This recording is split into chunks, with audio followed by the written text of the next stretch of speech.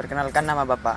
Ya, jadi sebelum saya menjawab dengan pertanyaan-pertanyaan yang adik-adik mungkin akan tanyakan nanti, perkenalkan dulu, nama saya Hendra Wahyudi.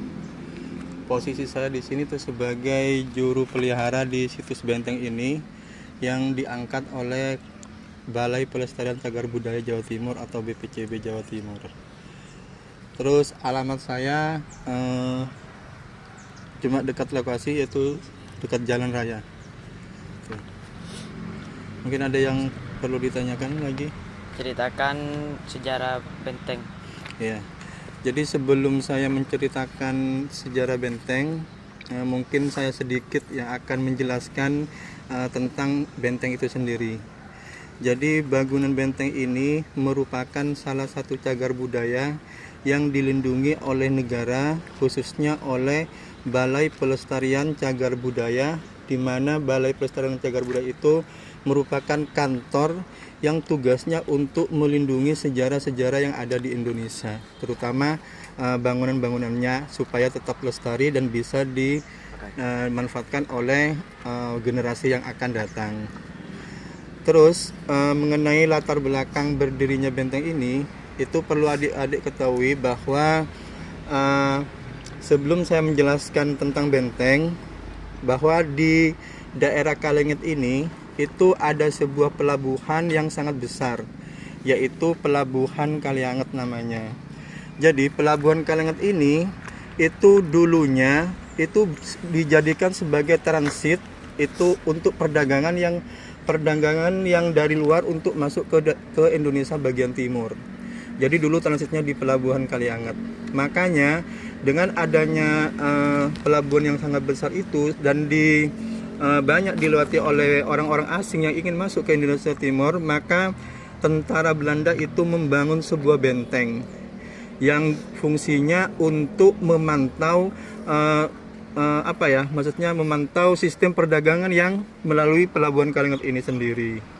Nah, jadi latar belakangnya itu sebenarnya, itu untuk memantau perdagangan yang melewati Pelabuhan Kalianget, yang tujuannya itu untuk masuk ke Indonesia bagian timur, khususnya di pulau-pulau sana itu kayak Papua, di mana itu di pulau itu.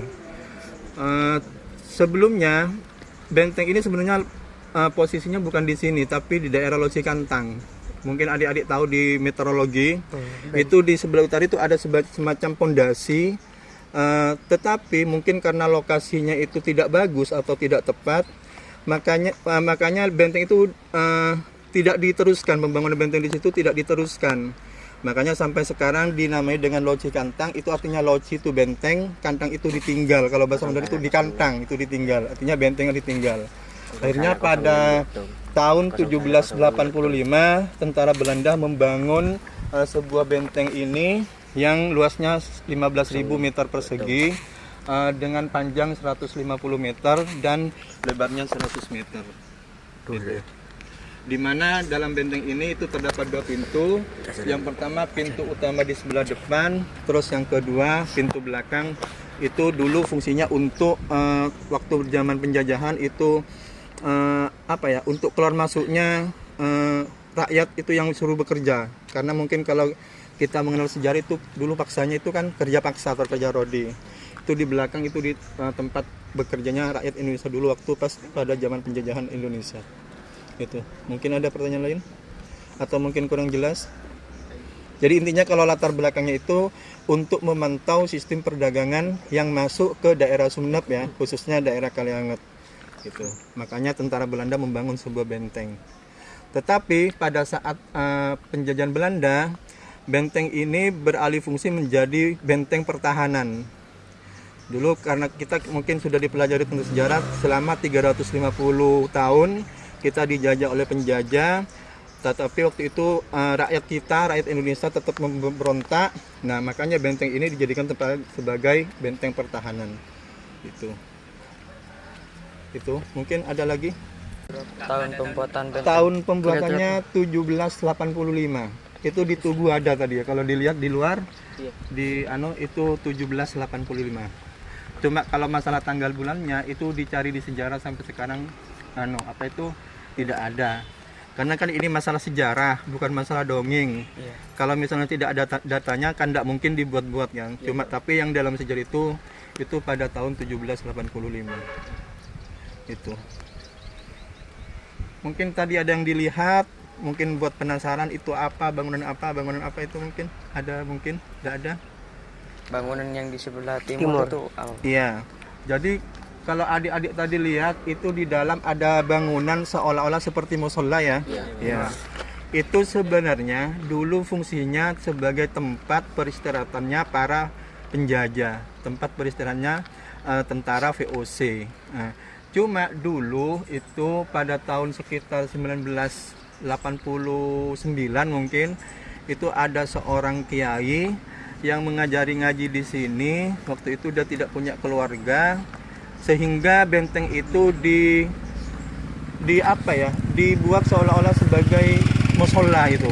Itu sebenarnya bentuk tambahan, kayak sebenarnya di dalam itu tidak ada masuk tadi ya. Iya, masuk. Itu tidak ada tempat pengimaman, itu cuma dibongkar sendiri. Itu sebenarnya tidak boleh, cuma karena waktu itu berhubung masih belum dikelola oleh BPCB, akhirnya dirubah sendiri, dilubangi. Terus pintu aslinya itu dulu yang sebelah utara sebenarnya, bukan yang sebelah selatan. Kalau yang sebelah selatan itu pintu buatan, artinya dibobol. Termasuk musola itu dibobol. Itu aslinya itu pintunya dari utara. Terus yang di atas juga seolah-olah seperti kubah ya. Itu sebenarnya dulu tidak ada, itu tambahan. Itu dulu fungsinya sebagai tempat peristirahatan dan tempat penyimpanan senjata tentara Belanda. Gitu. Ada lagi yang dilihat mungkin? Tidak ada ya? Nggak ada. Tidak lihat itu tadi ada penjara ya. Di sebelah selatan timur tadi itu ada lubang. Belum tidak lihat ya tadi ya? Enggak. Oh, itu sebenarnya di utara, di sebelah selatan itu, selatannya sumur itu ada lubang. Itu dulu tempat penjara di mana tempatnya orang-orang kalau misalnya tidak mau bekerja itu dipaksa terus dimasukkan ke penjara itu. Gitu. Mengenai panjangnya itu 150, lebarnya 100 meter, tingginya 3 meter, terus kalau luas keseluruhan itu 1.500 meter persegi. Itu. Dan sampai sekarang itu masih dikelola oleh BPCB, tetapi karena ditempati peternakan sehingga seolah-olah benteng tersebut seakan-akan tidak terawat gitu ya. Itu mungkin tugas kita sebagai generasi muda, otomatis harus mencintai sejarah dulu. Kenapa benteng ini sekarang kok tidak dilestarikan? Karena mungkin kurangnya partisipasi dari generasi muda, tidak adanya peduli tentang sejarah. Termasuk banyak sekarang kayak di mana-mana itu dirusak gitu, terus tidak dipelihara gitu. Makanya mungkin tugas-tugas kalian lah itu nanti gimana agar peninggalan-peninggalan yang ada di daerah kita itu bisa dilestarikan dan bisa dimanfaatkan oleh kita itu sendiri. Gitu. Ada lagi? Tidak ada ya? Terima kasih. Iya. Terima kasih.